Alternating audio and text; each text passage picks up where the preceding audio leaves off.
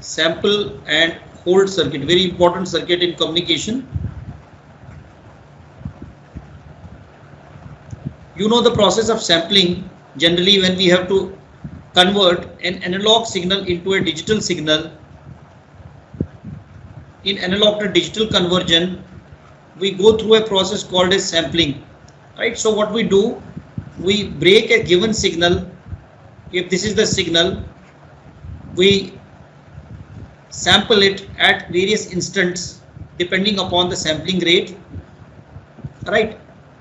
So then we apply these sampled values, we store the sampled values in a capacitor or in a circuit which maintains the threshold value of till it is communicated to the next circuit, right? So what is the role of a sample and hold circuit? We will study in details in tomorrow's session, but at present just giving you an overview of what all it performs. So this circuit samples an input signal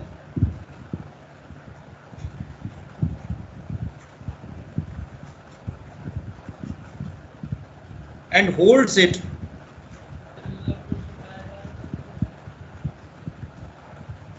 onto its last sampled value.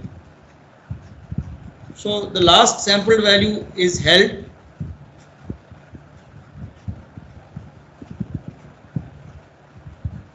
concept is more or less identical to the previous circuit where we had stored the value. If you look at the previous circuit, we had stored the value of the voltage inside a capacitor, and this voltage, this stored voltage, represents a particular value. So whatever value we want to store, we charge the capacitor accordingly. So in this circuit also we have a capacitor. So we hold the value to the last sampled value, up to which point? Up to the instant or until the input is sampled again. So this circuit samples and then it holds the values till the next sampling is done. Have you understood the function of this circuit? What is the function of a sample and hold circuit?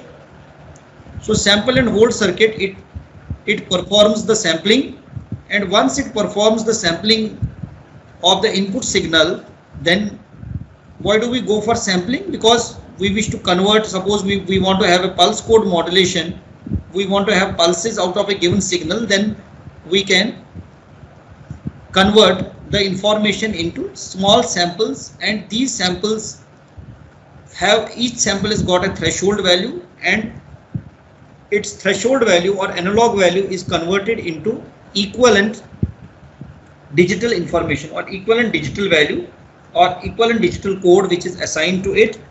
And in the pulse code modulation process we may use this system. Therefore a sample and hold circuit becomes very essential circuit. And as we see, if we look at the operation of this device, again it also makes use of a buffer amplifier as we had used earlier. This was also a buffer amplifier, a circuit closer to a buffer amplifier. So here also we will make use of a buffer amplifier. We will not discuss the circuit today. In tomorrow's session we will discuss it.